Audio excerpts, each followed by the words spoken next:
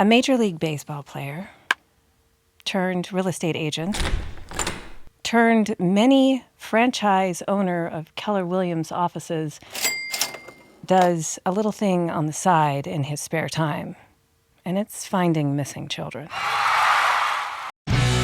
Get ready for the real estate show that takes you across the barriers and into the danger zone. That Bitchin' Real Estate Podcast with your host, Tenacious T. Thank you for coming back and joining me on the show. This is Kimberly Toko, Tenacious T, with an amazing human. Rich Bacher, thank you very much. And our sponsor for the day, and the sponsor for the year, if you ask me, amazing human himself. Todd Bookspan with the Bookspan Baker team at Fairway Mortgage. That's right. Rich, you and I are very close to the same age. I have to say I'm a little bit older than you. I think it's 7 months or something like that. 1972. Yeah, October.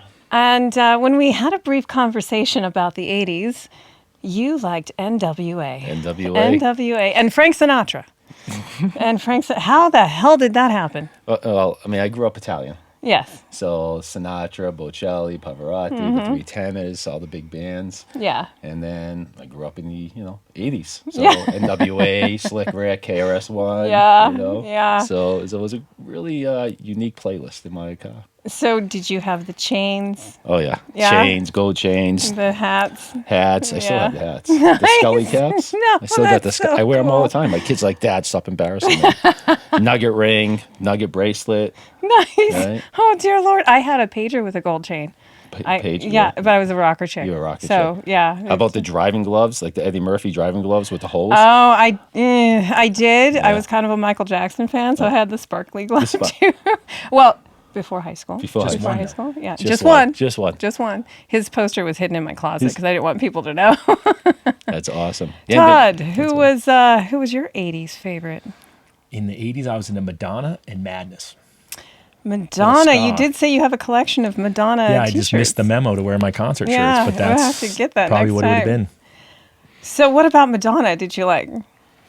I was just a kid and grew up racing bikes, and Don Cry worked at the record shop, and he said, you got to check out this single, and loaned me Borderline, and the rest is history. So it wasn't that she was a rebel, it was just like a really cool song. It was just a cool song, and she was a love it. rebel. Yeah. Yeah. See, I knew it. Everyone out there, Todd Bookspan is a rebel. Exactly. Shh. Secret's out. I have to say I've been in real estate almost 7 years in March. And when I came onto the scene, I think you'd only been into it since 2010.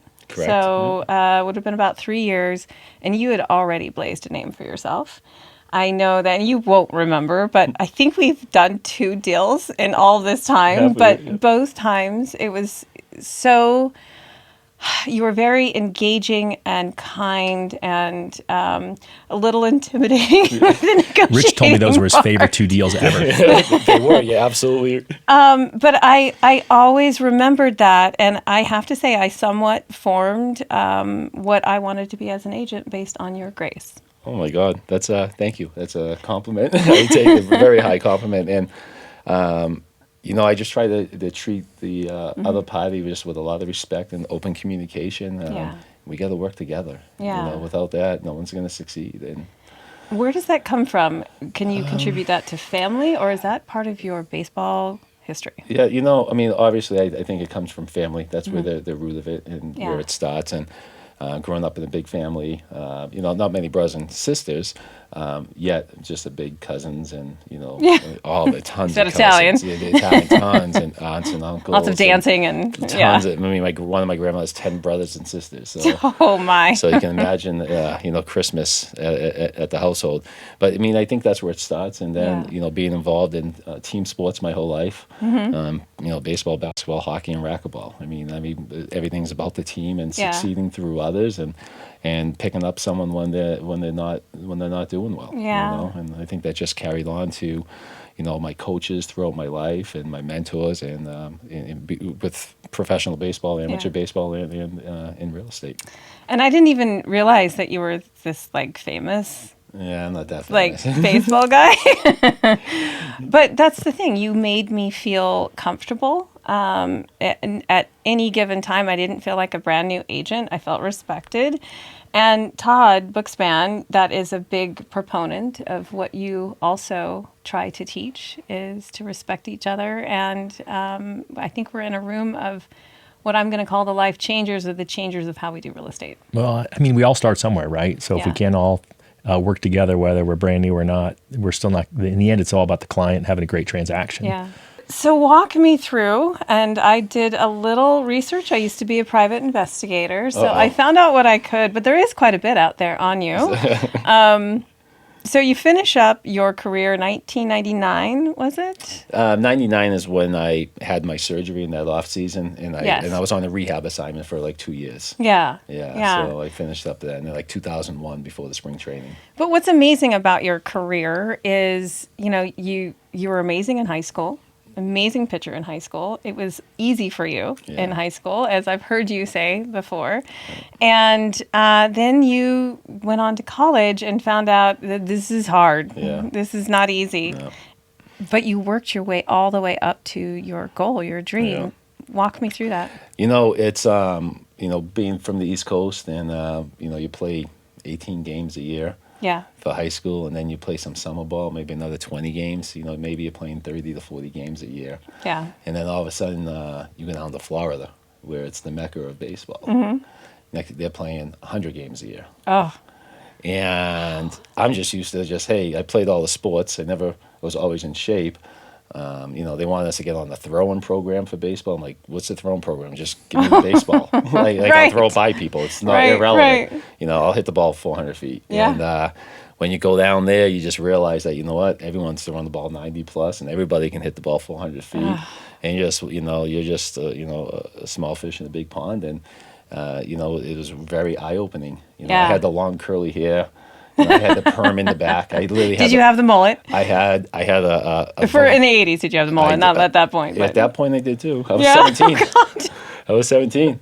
I had a Vavone perm in the front and a Dante perm in the back. Can you send? Do you have any video of that I that I don't could have throw? video, Come but on. I got a picture. Yeah, okay, good. I got an we old have picture. to add that. Yeah. So everyone out there that's watching, if I can find a really embarrassing picture and splice in there, I will. And thank you for letting me have that. Absolutely. I'll show it. It's on some of my Facebook posts of my old pictures. My hair's all the way down to the back, my shoulders. Yeah, curly. that was what we did. We were just discussing Yeah. the 80s hair, The 80s hair, before curly. we went live, and how my DNA was damaged by Aquanet, and my hair is constantly big. That's awesome. Todd, did you have a mullet? No, I had a flat top. A flat top. flat. So we might as well throw a picture of you and your flat top if you'd like to share that with me. And I'll find my I big hair definitely could one. find you a flat top picture. So we'll have all three of us up spliced up here in That our would be 80s galore. Yeah. So you found out that you're going to have to work. Yeah, it was.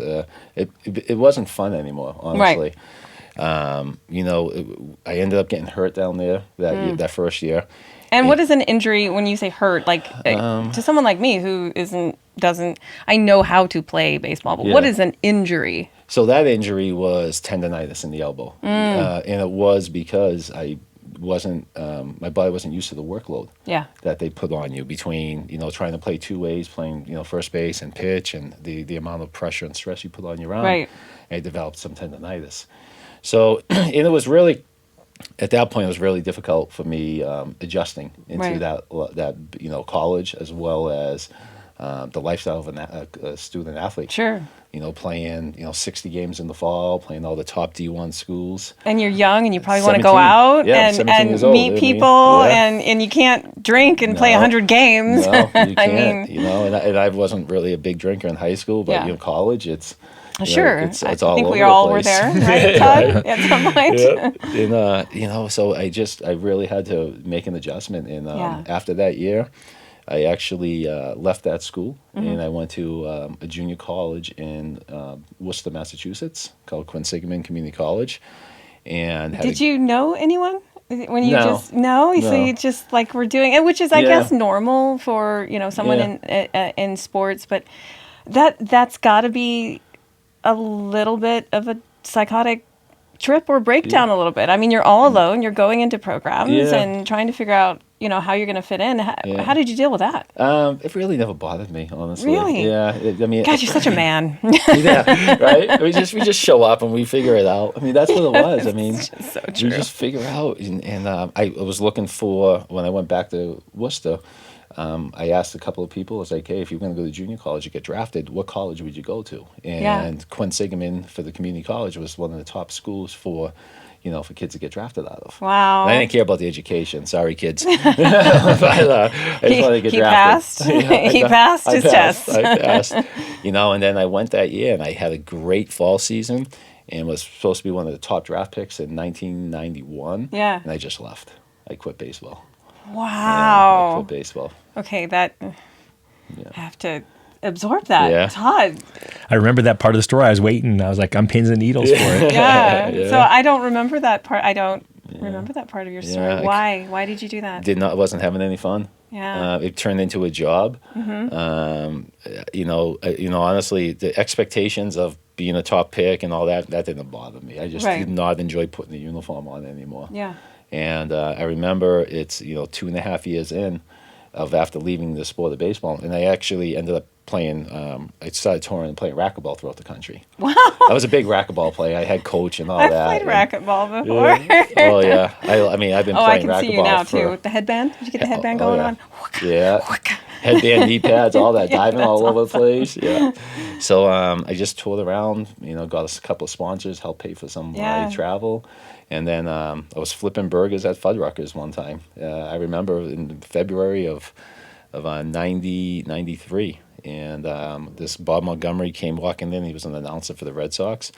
And that's when I decided, I'm like, this is ridiculous. I got to give baseball another shot. Yay! I was still young. I was only 20 at that time. Right. So that day, I had a little, let's say, a burger fight at the Fuddruckers.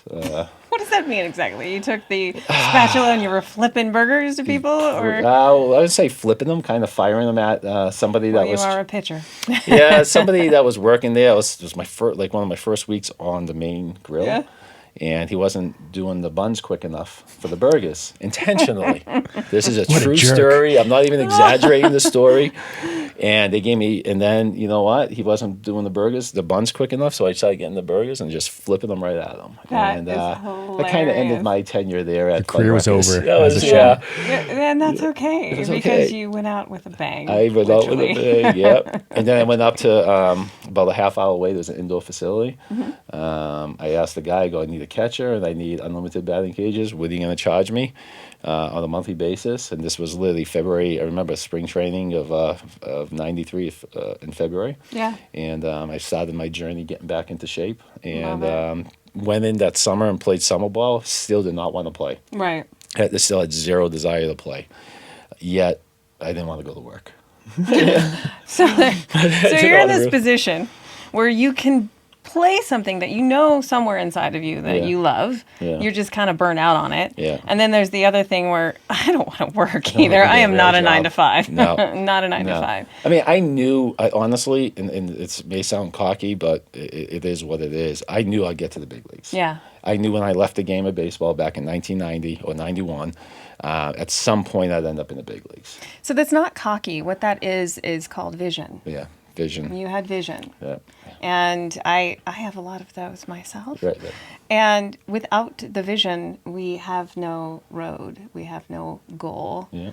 So Yeah. I will never call vision cocky. It's true. Todd, are you cocky over there? Do you have something to say? No, I just have a lot of vision. Yeah, a lot of vision. Yeah. Wouldn't you say that vision is exactly what you have to have over confidence and anything else? It's your vision that has Well, to it's that drive you. driving force, Yeah. right? It's what's pulling you forward. And typically, if you have that vision, you get pulled in that direction, regardless of whether you think about Yeah. it day in and day out or not. Yeah. I see myself in a certain vision, and I have to get there. Yeah. And I'm sure you did the same thing. That was Well, we it. know you did the same Yeah, thing. I mean, that was it. I mean, there wasn't, honestly, I remember showing up in that my first summer ball game, and Yeah. haven't played in, I don't even know, 3 years or something. Yeah. And and had a really good game my first game back. And I'm like, and I say it was easy. It just came easy for me. Right. The sport. Right. Now, obviously, the workload and all that, that's a different story. But the actual game came easy to me. When did your heart flip? Was it that first game that said, "I love this again," or not really? No, no. I mean, I just pushed through it all summer, and then I re-enrolled back into that college I left 3 years ago. Yeah. I called up my coach. I said, his name is Barry Glinsky. I was like, Coach, I go, I'd like to come back if you take me back. And I left on good terms. I mean, I never would leave on bad terms. He says, I told you when you left, you were welcome back at any time. And I went out and had a pretty good year that year. Yeah. And then I got drafted. I was a 37th round draft pick in the 1994 draft. Wow. That was I was like 1,086 draft. And he was trying to say he's not so famous. I was a fill-in player though. The 37th round is like, whatever. That's still the top Still got 1%. Yes. 1%. Yeah. It was good. It was, it was that when I got drafted is probably when I actually When it happened? When it happened. Yeah. When I remember Yeah. when I was supposed to be drafted in like rounds. I was told 3 through 12, the third to 12th round, and after the first day, they did 12 rounds that first day, and I got a call. I was supposed to get drafted by the Rockies. Well, that's what I was told. And I got a call that night from the Rockies scout saying, "Hey, we didn't get you in the first 12 round, obviously in the 12th round, but if would you still sign in round 13 if we draft you?" I was like, "Absolutely." Never heard from anybody until the 37th round pick. Oh my God. 37th round. And it was Saturday night. I remember I was sitting in my house in Malden, Massachusetts, in Granada Highlands, and I got the call. And I thought I thought the gentleman that called me, his name's Ed Ford, the FA. Yeah. FAR. He's from Jersey. He's no longer with us anymore. Great guy. And he called me up and he goes, "Hey, this is the FA. You're drafted. You're a Cub." And I thought he was full of crap. Say that one more time, because that was amazing the way you said that. Vaca, this is the FA. You got drafted. and I was like, "Yeah, right, whatever." And I was literally like saying, like, guys, like my friends, You're right, cut the right. crap. Yeah, right? exactly. I didn't get drafted. And I remember I went out down to my buddy's business down the road, and right after I got drafted, I was like, I just got called. Did you guys like play a prank on me or something? And they're like, no. And then literally the next day, I got a Western Union overnight. Yeah, because we with didn't the have letter. text. No.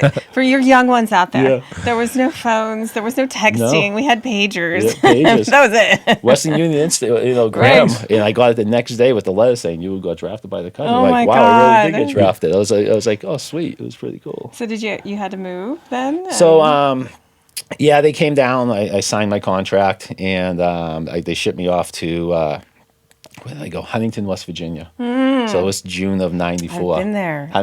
I actually took a summer and was a whitewater rafting guide in West Virginia on the New River, really living in a tent. Living- But that is for another day. Yeah, The things we So learn I've on been this there. show. things we learned, right? Yeah, and we stayed at Marshall University, the dorms. yeah, That's where yeah. they kept us, and had horrible short. It's called short season A-ball. Horrible season. Did not have a good season. I was hurt. Yeah. I hurt myself during the regular season, and I just kept my mouth shut, and I figured you know how to get back on the field. And, Put your head down, do your put thing. it down, do your thing. I mean, my fastball was like probably mid 80s max, and I was supposedly 90 plus. Okay, so I'm going to pause you. Yeah. The fastest my son, of course, he was only he was 12 at the time. Yeah. It was 80. That's really good. But That's I've been real hit good. by one of those, and those are fast. So Yeah. I realize though that you have to get into the 90s, 100, right? Yeah, now it's that. 100. It's unbelievable. Yeah, it wasn't then, but Yeah. but still, that was really good though, right? Yeah. Yeah. I mean, it was really good. Yet when the year I got drafted, all the top draft picks were all throwing 95 plus. Yeah. Or supposedly they were. Until you actually see them, there was maybe one or two that would actually Right. throw 95 plus. In that off season, I really worked hard to get my shoulder rehabbed, and then that year I came back throwing. So what was your top throw? Do you know? So I don't know what the actual top speed was, but I pitched between 94 to 96. Oh my That's God. what I pitched. But that's nothing so now. amazing. Yeah. Yes, it is, because that's the other thing about sports and life. I mean, we're all conditioning ourselves much better than we did back then because of Yeah. the knowledge and science. Absolutely. And so with what we had to work with Yeah. in those days at that time, that was That was hot. That was hot. Yeah. That was a fast ball. It was. I remember Very. in 95 and 96, I think it was 95 spring training, until Kerry Wood got drafted. I was, he would throw around the 100. Yeah. Yet I was one of the fastest throws in all Right. majors or minors organization at that point. So this is something, as a mom who I was the one, showing up trying to be the coach, and the coach would look at me strangely. I've always wanted to know, what is it like to stand up there and throw that ball so fast that you're going to scare the player? Well, in my younger days, the first couple of pitches and warm-ups, I would airmail to the backstop just to try to intimidate them. Yeah. Then when you start going like the junior college I went to in Florida, and these boys are big. Yeah. And, they're used to seeing guys that throw my speed consistently. Yeah. So, like, that didn't work out too well. The little gladiators come walking out ready for your fastball. Yeah, I learned really quick that, hey, my fastball in Florida, I used to throw by everybody. It doesn't get by many people anymore. So I really had to learn how to pitch. Yeah. I had to learn how to, use my pitches, move the ball around the plate, keep the hitters off balance, change eye level, change direction. Love it. Which before I just got the ball and just threw it. You had to use strategy. I had to use strategy, set up hitters, study hitters, all that type of stuff. So I'm pointing all of these things out because, Todd, when you're listening to the language that he's using, I can see how this works so well in real estate. Oh, I like that analogy. Yes. The little transition. If you think about everything that he's been through, he quit. He went and did something else. Then he decided that he was really, really good at it and he was going to give it a shot. He got back into it. Really didn't like it yet, but then there was that win. Yeah. And he had to start using strategy to maintain up in the big leagues. Yeah. Strategy is huge. So you finish up your baseball career and you decide to get into real estate. Was it because you knew it was something you could wrap your head around? No. Then why did you do it? No, I've had other businesses before that just didn't do too well. I had a sports apparel. Velocity? No, that was Crew West. Okay. A sports apparel company, athletic apparel like Under Armour, Nike. Then I closed that and opened up Velocity, sports performance training facility. Got that going in the height of the market, and the market crashed. And then me and my dad, we got buried on that. Yeah. And then a friend of mine, he's a developer, a real close friend of mine now for over 10 years, 15 years now, said, you should get into real estate. You'd be really good at it. I was like, all right, cool. We get into real estate because you get flexibility, right? If you build it, they will come. Again, folks, he didn't want to work, but he had no idea he was going to have to work really hard in real estate. Common theme of hard work and success. Yes. Right? You seem to have done really well in each of these things: racquetball, pitching, real estate. I know your sports apparel companies were successful too. Yeah, it's. I'll tell you, real estate, getting into real estate, and still to this day, I still tell people it's the hardest thing I've ever done. And don't get me wrong, getting to big leagues was hard. Yeah. But it came natural. You are a very kind human being, and similar to me, when I got into real estate, I had no idea how difficult some of the people were going to be to work with. And that's the hardest part for me to wrap my head around. And you seem like the type of person that wants to be friends with everyone too. Yeah. Was it a taste of that? It's in baseball, when if someone's being difficult or the other team's being difficult, you just drill them right in the ribs as a pitcher. That was the good thing about baseball as a pitcher. I love that. Yeah. I think we're going to splice that saying right out here when we do the video. You get the hit someone, you drill them right in the ribs, and you take care of business. Yeah. In real estate, dealing with cross agents and dealing with our clients, you can't do that. No, you can't. You can't do that. Can't. You really got to figure out a way to make everyone feel good, to make for a win-win, and knowing that it's in the best interest. It's not in my best interest for a deal that happens. What's the best interest for our clients? Yeah. And understanding that and really believing that, and not chasing the paycheck. Because when you're chasing the paycheck, that's when you make the lose wrong every decision. time. Yep. Time. And great, you got that paycheck, but you're never going to get a referral again. No. Right? No. So it was really, and I like to be. I like helping others. Yes. I like succeeding through others. Yeah. And in real estate, with the teams that we have, just seems like a natural fit. And working with a lot of great agents like yourself, it just makes everything so much nicer. I think we have an opportunity, especially recently, to change the face of real estate and how it has been, because the traditional real estate agent is falling out to the individuals and the ones that do care. And obviously, that's where you've built your business. Absolutely. Is, excuse my French, giving a shit. Yeah. And Yep. I want to hear the story of, we heard about when your heart turned back into baseball and you felt it. What was that, maybe that first transaction or that first interaction with someone that made you say, my heart is in this 100%, and this is what I have to do? You know, two of my first deals, I'm still friends with one of them, still to this day. And just seeing how we communicated so well and how much they were the first-time home buyers. Yeah. One was a military, and I ended up buying out in Maricopa. Love it. And Maricopa, so everyone knows, is about an hour Yes.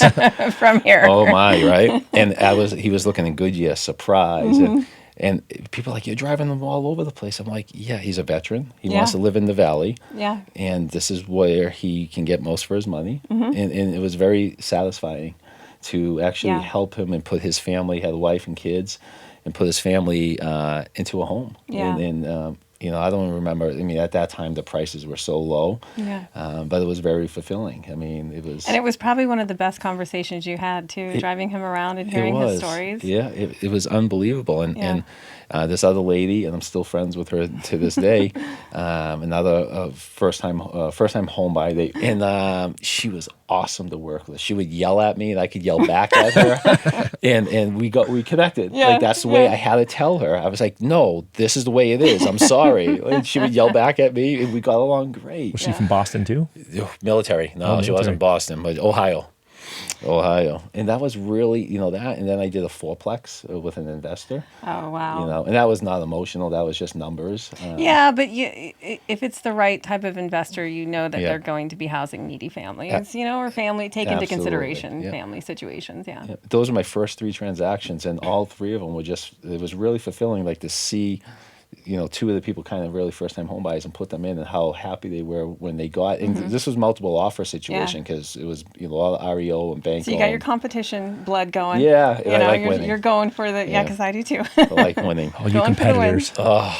Just don't go on cigarbid.com, because you get too competitive and you end up with around 500 cigars when you don't need that many, because you want to win.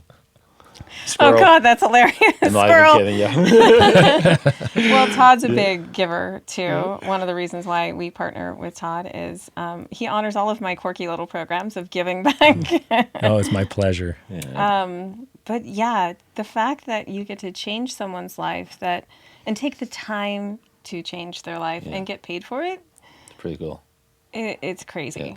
It's really cool. And before I get into my famous questions, I do want to ask you about your foundation. Yeah, absolutely. So again, you're running multiple offices. You have a team.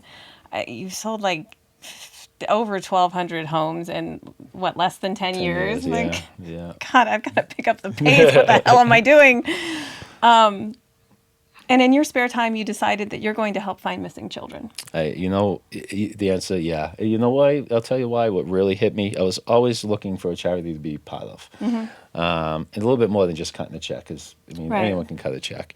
And there's great organizations out there and all that. But yeah, one of my former ballplayer friends, he started this foundation to help find missing and exploited children called Bair Find. And what's your friend's name, too? Dennis Bair. Okay. Bair. He's a great guy. He was on his way to the big leagues, got injured, just could never get healthy. Right. And when he was rehabbing, he saw, you know, the cry for help from these parents looking for their missing children. Yeah. You know, and milk cartons went away about 25 years ago. There's no more, you know, kids missing on the back of milk cartons. That's right. And no one and it's not something I would have that. even thought of. Right. You're totally right. Yeah. And he just got a burning desire to help these families. Yeah. And he started this, you know, a long time ago, and just seeing his passion around it, it gave me the, you know, ambition to help him. Right. And I really wanted to see him succeed at his passion. I mean, and it got me passionate about it. I can tell you, you know, having lost a child, I know the devastation of that. but not knowing where that child is, It's not knowing what is happening to that child. yeah. What can we do to help you? Yeah. You know, always donations are always great to have. And right now, bearfind.org is a great place. They can make $1 donation up to whatever you want. I started my own foundation. I'm just in the last. I did some things wrong with the Articles of Incorporation, That which can I happen. just found out. And That can happen. I have a good friend of mine that's really good at all this stuff, Lisa, and she took over about 3 weeks ago to fix it. So we're taking donations through Bair Find still, and I mean that's really it. It is really helping with donations. Yet when if you're on my Facebook page and you see some of the kids that when I post them, How many did you guys help find last year? so this. So in the hyperlocal area of Arizona, 6 out of the 8 that we showcased, we found. Oh my Yeah, God. that's awesome. it's Sorry. unbelievable. 6 out of 8. It's and I'll tell you, last year we have found over 60% of the kids that we showcased. Oh my We're the God. official charity for minor league baseball. Oh my God. So we're in 90% of the minor league baseball stadiums, hyperlocal Yeah. to that community. Yeah. 40 million visitors go through minor league baseball a year. Major league baseball, it's about 80 So million. smart to find kids. And we're really working on getting into Major League Baseball now and some of the other big sporting venues, because where else is the better to showcase these kids that Yeah. are missing than the community that these kids are missing in, where 80 million fans are going through. So it's really just helping support with that of getting our billboards in there. Well, Great American Title Company, they will allow us to contribute directly out of our commission Yeah. to a 501c3. So if you wouldn't mind submitting that to Great American Title, every single transaction that we do, myself and the Tenacious Angels this year will get $100. That is So, awesome. Thank you. yeah, That is that's amazing. everything. Yeah. Because again, I can't imagine not knowing where my kid is. I mean, that's the thing is like everyone wants to help. There's not one person in this world I don't think that would want to help find Right. a missing child. Yep. They don't Yep. know how to do it. No. And for us, it's about bringing awareness to the community and just to get eyeballs. The more Yeah. eyeballs we can get on social media, billboards. Take a few seconds to look around your grocery store. Take a Yeah. few seconds to look in line. Yeah, You never know. you never know. You never And, know. especially being here in Arizona, we do have a high traffic, I might be able to hook you up with some firefighters. You that think can you help think you spread can it help a around. little bit? Yeah, just a little. So, Yeah. all right, we're going to get into the famous questions. All right. So I want you to put your You real okay with estate this? agent Ready? hat Ready? on. You ready? Here we go. You ready? Good Real luck. estate hat.